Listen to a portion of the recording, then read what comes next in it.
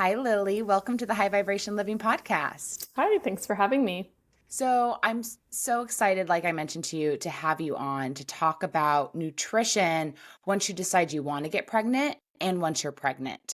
And this is something that I really dove into when I was at the Natural Gourmet Institute, which is a total holistic culinary school. I was really into reading all these alternative books about how at different ages in our life we change our diets. And I felt like, 10 and 15 years ago, that wasn't a conversation people were having. It was more like, this is the diet that's always worked for me. Why isn't it working anymore? Versus approaching the fact that our bodies are always evolving, both men and women. And at different phases in our life, we have to tweak certain things to get the results that we want because our body's in a different phase or season. So I'm really excited to chat with you today about how to optimize our bodies for getting pregnant and once we're pregnant. Yeah, for sure. It's a hot topic and one that I think more people should be talking about. I think so too. And so in these books that I used to read, it talked a lot about how once a couple got married, they both changed their diet to support getting pregnant. And so I kind of wanted to start there with what should women start doing and changing in their diet when they want to get pregnant, and what should men do as well, because it's a two-party system. We need everyone to be kind of healthy and optimized in order to conceive. Yeah, for sure. I think maybe what you're referencing is like the work of Dr. Weston Price. Is that I by love chance? Dr. Weston A. Price. Yeah, Okay, that's yeah. some of the stuff that I've read. Yeah, he talks about from like a historical perspective. He's a dentist who traveled the world in the early 1900s, and he cataloged traditional diets and was specifically interested in what people were traditionally consuming for optimal health of their families and everybody. And he observed that many of these communities would actually specifically save certain foods or seek out certain foods for couples in advance of marriage or in advance of having children, and then provide certain foods to the pregnant woman, to her while she's recovering postpartum, and to young children to optimize their growth. So I write about that in my books because I think it's absolutely fascinating. And nutrition is, really a very young science compared Mhm. to many of the sciences where we're still learning so many things. I mean, we haven't even known about the B vitamin folate for like, we haven't even known about that for 100 years, okay? It's Mhm. like really a young science. And some of the foods that Dr. Price noted that they would specifically provide to couples in advance of conception or in pregnancy were a lot of nutrient dense foods of animal origin. So the organ meats, fatty cuts of meat, the bones, certain types of seafood, like shellfish in particular, really super nutrient dense. Um, they'd often provide, if it was a dairy consuming community, they would get them milk and cream, and especially the fatty parts of the milk. So they were specifically giving their bodies kind of the raw materials for optimal hormonal health. And when we look at food and how that supports our hormones, all of our sex hormones are built on a cholesterol backbone. And we get cholesterol from animal foods. A lot of these foods that he was really emphasizing were those cholesterol rich animal foods.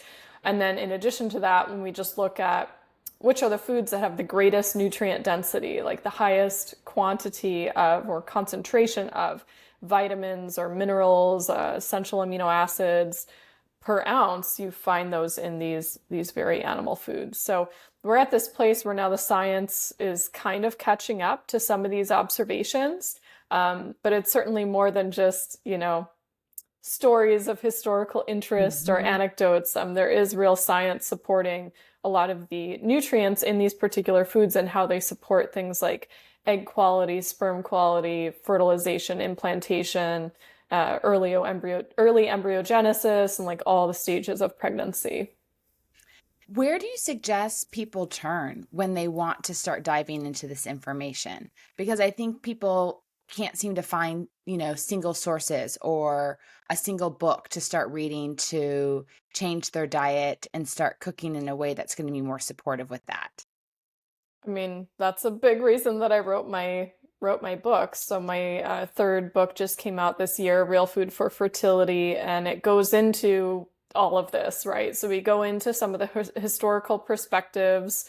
Then we go into the different nutrient-dense foods and how they're rich in certain nutrients and how those support the various processes of fertility. We go into foods that can kind of compromise fertility or put your body under a higher amount of stress or compromise hormone balance. It goes into the menstrual cycle and hormones and how food affects those, how to time sex for conception. We go into sperm quality and egg quality and a whole bunch of different common fertility issues, polycystic ovarian syndrome, hypothalamic amenorrhea, and a number of different disorders. So that has it all kind of in one place. I don't know another resource that takes an ancestral nutrition approach to fertility.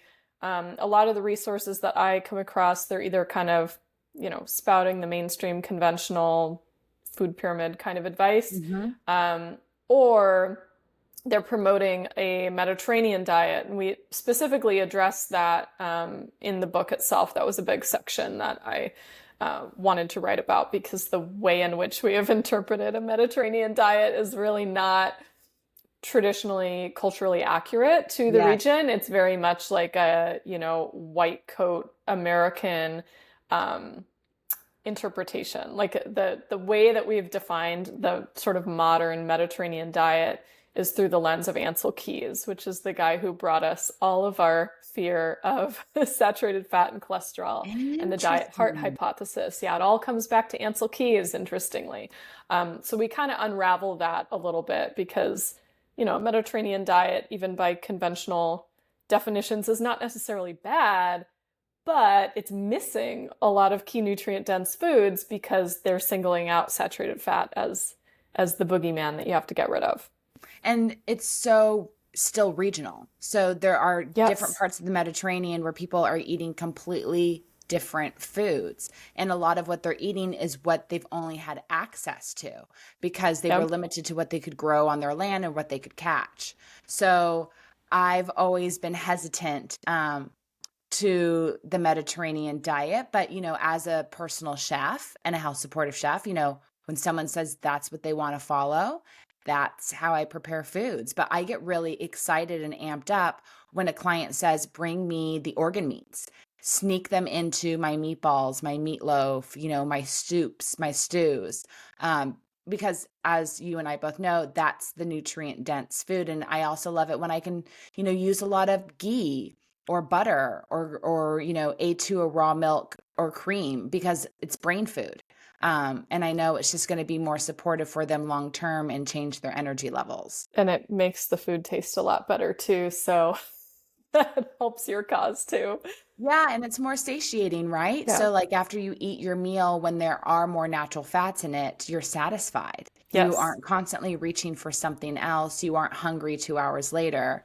Anyone who tries to do a smoothie every morning knows that they're hungry 2 hours later. But if for some reason you do eggs or something with a raw cheese, or you add in, healthy meats first thing in the morning, you're good to go till lunch. You can experiment on yourself. And that's what I always try to encourage people to do when they learn about the Weston A. Price Foundation or more traditional forms of eating, is just experiment on yourself and see how you feel and see how your energy levels change or how your satiation changes. And then you know if it's right for you. 100%. And what you're describing is also important for fertility because our blood sugar balance affects fertility as well.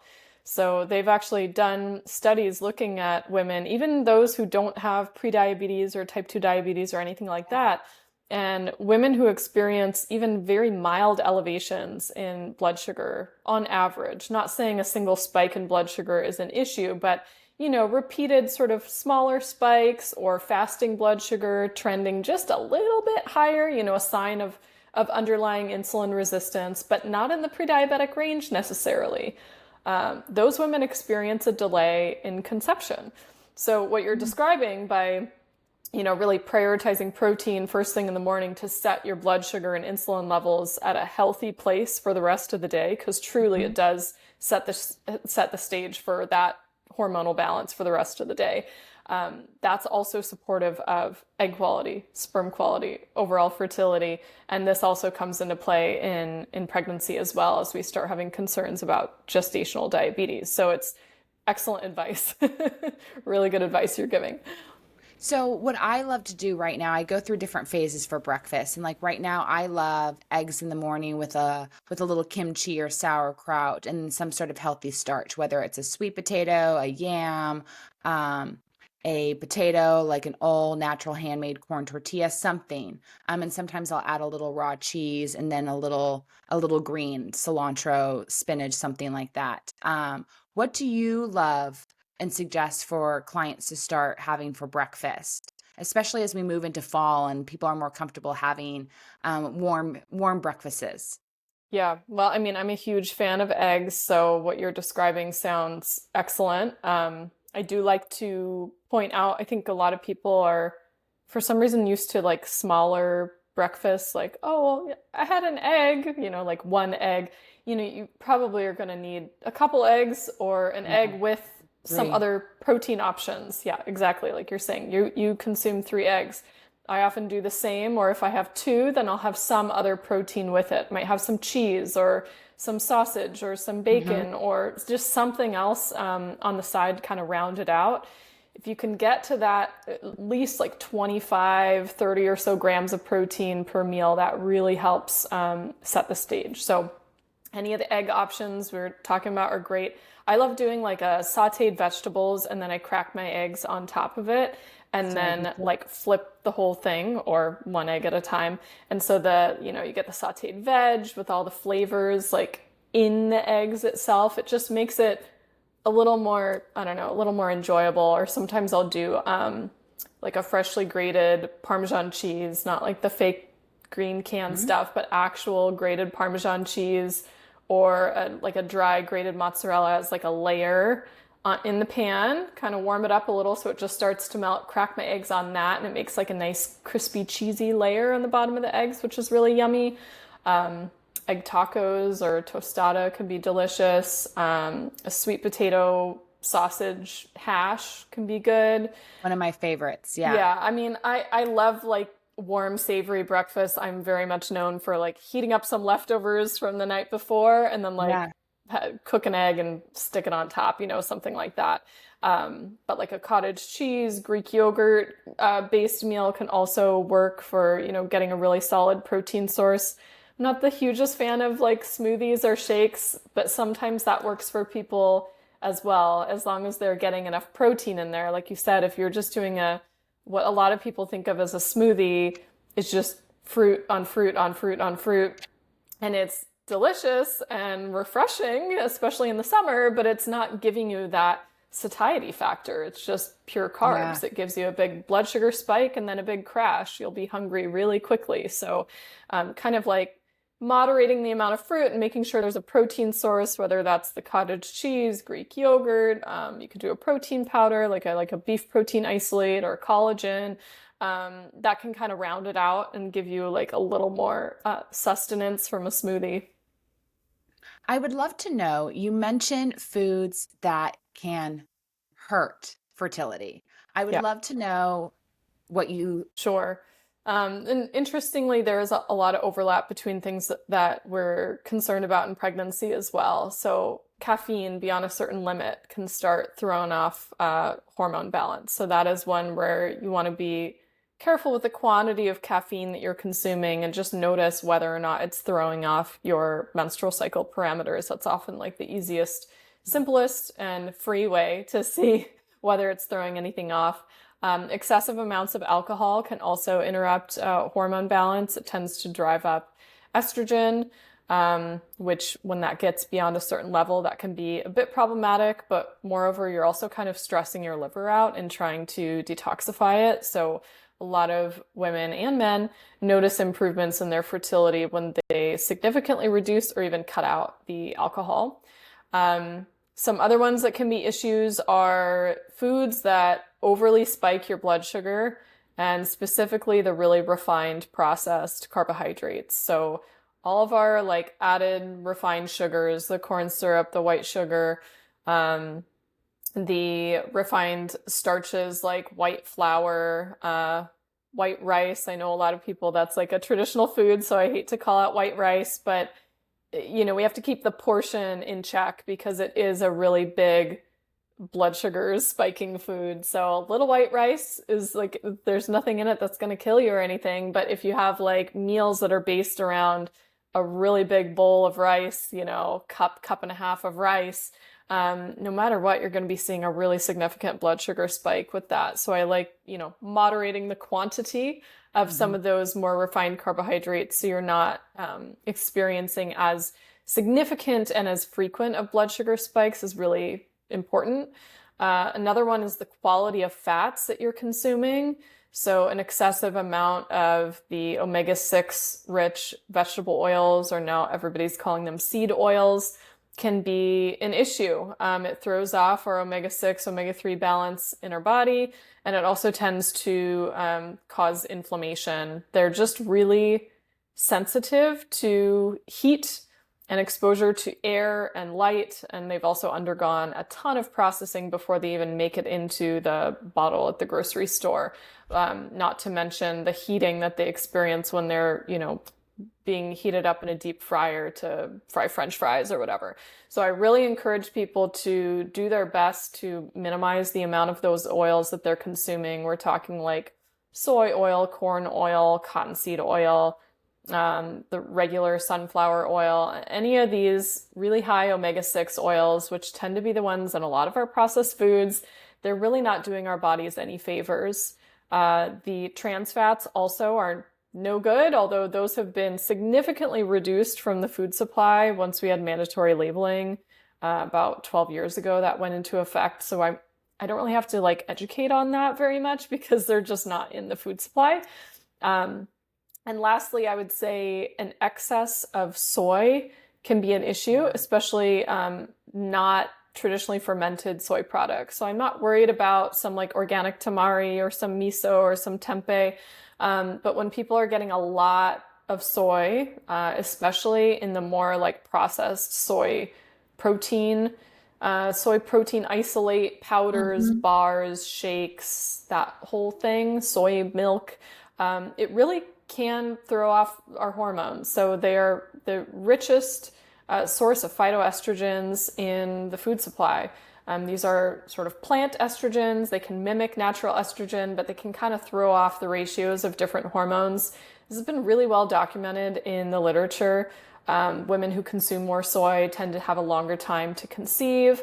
And for people who kind of push back on this one of the things that I go into in the soy section of Real Food for Fertility is like, how much soy is being consumed traditionally in Asia? Because everyone would be like, well, it's a traditional food. They're always consuming it, right? They actually did a study looking at how much soy is being consumed, and they standardized it to average soy protein intake. And in multiple parts of Asia, it's like 6 to 11 grams of soy protein Mhm. per day.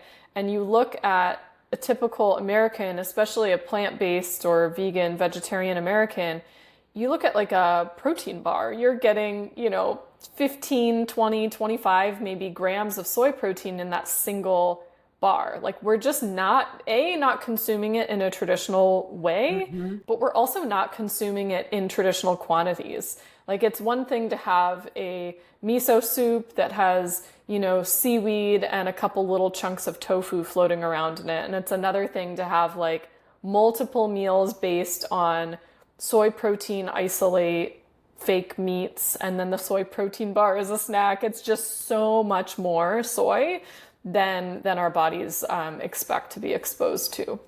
I'm so glad you brought that up because I really try to get friends and clients away from soy and only consuming it if it's fermented because that's the way it was traditionally meant to be consumed because that's how your body needs it to be processed in order to be able to digest it. And I think Yep, that's where we are, but a lot of people who haven't studied food and cooking don't understand that traditionally foods were prepared in a certain way so your body could digest it and you could absorb the nutrients and minerals and get the energy that you need from it, right? Because exactly. that's the whole point. Like we're eating these foods for an energy transfer or for nutrient density in order to get a result out of life that we want. That's, part of the process of eating beyond just the pleasure of it. And all the ways that you can consume soy now and how it's substituted and sold as something that's healthier, for a majority of a population who traditionally didn't have soy in their diet. Right.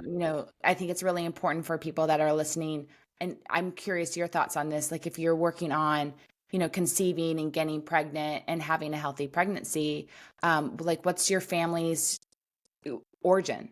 What are the traditional foods from your family? What are the traditional ways that people prepared foods for, a woman after she conceived? I think going back to some of those traditions can really help nourish, the body and the soul and those family lineages and ties. Yeah, I mean, I think that's probably the most fascinating thing about Weston Price's work is that you can see thriving communities, healthy communities all over the world. And what they're eating is very, very different. What Mm-hmm. somebody is eating who lives in an Arctic Inuit population is going to be totally different than Australian Aboriginals, and is going to be totally different than people living on, a remote island off of Scotland. Mm-hmm. And yet they still thrived at very different macronutrient intakes, by the way, but Yeah. also with very different foods that were available to them locally. So I think that's a great point, trying to make the food like regionally, traditionally like accurate. I mean, so many of us are now just like a mix of all sorts of different lineages that sometimes that gets Yeah. a little tricky, but as much as you can, trying to get back to some of those roots, I think it does make a difference. I mean, we're not at a place with nutrition science where we can say, oh, people with an Inuit ancestry need XYZ amount of DHA or whatever. But it's very possible that some of these communities do thrive, like the Inuit, for example, when you look at, the amount of DHA and omega-3 fat we find in sea animals, Mm-hmm. they find that their DHA intake is far higher than an average American or people living really anywhere else, like because in the winter, so much of their diet is coming from seafood. Yeah. And I mean, in the summer as well, but especially in the winter when you have no plants growing, you're in like an Arctic tundra, you're consuming what you're hunting and harvesting from the sea. And so maybe some people's physiology does better with different proportions of nutrients. And we don't know that yet, Yeah. but it's very plausible that that certainly is the case. So I think that's a great point. I had a friend who was from Georgia, Georgia, the country, not the state. And after she had her baby, her mom is actually a gynecologist and came into town to prepare her all the traditional foods for post-pregnancy for women in Georgia. And one of the big dishes was this type of homemade applesauce with a bunch of other ingredients in it. Um, and that was like a very big traditional food that they eat to help women recover. And so I'm curious, what are some different recipes or items that you like to see women consume after they conceive? Oh, after they conceive or Or after after they they have their after preg baby? after they have their baby, After they yes. have their baby, yeah. So postpartum, I mean, what's really interesting about looking at the traditional foods consumed is that it really does vary a lot globally based on what's regionally available. Mhm. But there are some like common themes, even with totally different food availability. And a lot of those center around really rich, nourishing stews, soups and stews, usually made with bones or even sometimes like the whole animal, depending on what type of animal you're consuming in that region. So that might be like a whole fish that's stewed, or it could be a whole chicken that's stewed, or in China, there's a pig's feet soup. In Korea, there's a seaweed soup based on a really rich beef bone broth. But Ooh, there's like these sounds good. tough cuts of meat, things that have a lot of collagen, cooked down for a long time with vegetables, starches, other things that all cook into this very rich gelatinous broth.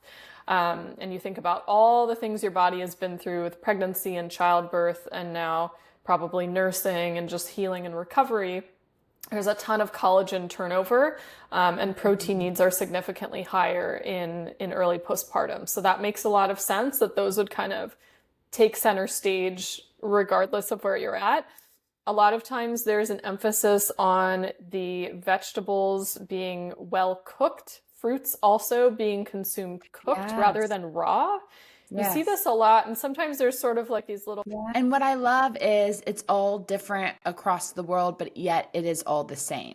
And I find that when it comes to healing and working with herbs, cooking, there it's always very similar, hyper regional to what grows there, but there's a consistent connecting string. And it's so fascinating. And I'm just really excited that we're finally at a place where everyone's talking about this and more curious about it. Because I think, you know, we need to become our own healers and, our own practitioners. And we always need to rely on experts, but we all have to start consuming this information ourselves so we can take our health into our own hands. I always say the healthiest meal that you can eat is the one that you make at home, that at some point we all have to learn how to cook for ourselves. And it's great if you're able to outsource that role to a chef or another family member to cook.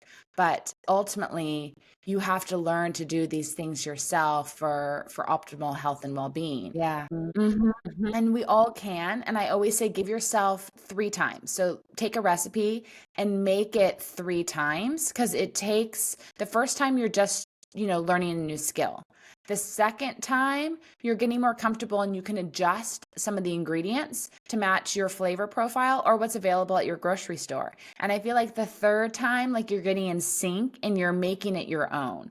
So if you're tackling a new recipe, like don't give up the first time. Give yourself 3 times to make it in order to really get it right. And I really love the idea for a woman who's pregnant is like making your own little recipe book. So like start printing off and making copies of recipes and cookbooks and like your cookbook and what you find online that really speak to you for postpart for after pregnancy, for after you having the baby. Like build a little binder. And so that way it's so easy to delegate. And when people offer help, you can accept it and kind of refer them in the right direction. Right. Yeah, yeah, yeah. No, absolutely. Yeah, yeah, yeah. What about the men? So the mom's getting different types of foods to help her recover after having the baby. But that might not be food that resonates with the husband or the partner. Do you recommend that the husband just eats the same food that's being prepared for his wife? Or does he need to be nourished as well so he can be, present and, present for his wife, present for his baby, you know, still have the energy and focus to go to work? How do we address and support him? Totally. I love that. Well, it's interesting because I hear more and more young moms talking about not drinking alcohol anymore because they can't show up and be present every day the way that they want to be, and they can't feel good in their bodies if they are consistently, occasionally having a drink after work or with their meals.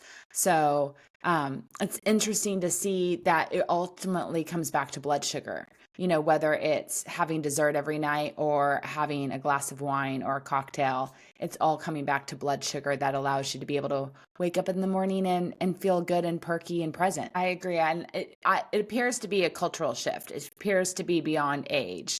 But we'll see. All I care about is that people feel good in their body and they start taking control of their health and understanding that, health isn't out there trying to affect them and hurt them and make them sick. It starts within and what you do on a daily basis and whether or not you can wake up, feeling good and vibrant. We have to manage our own personal terrain first. Well, where can people get your book? Remind us of where we can go on your website to get some of those great recipes. And how can people continue to connect and learn from you? Well, I'll have all those links in the show notes. And I so appreciate you coming on and sharing this information with all of us.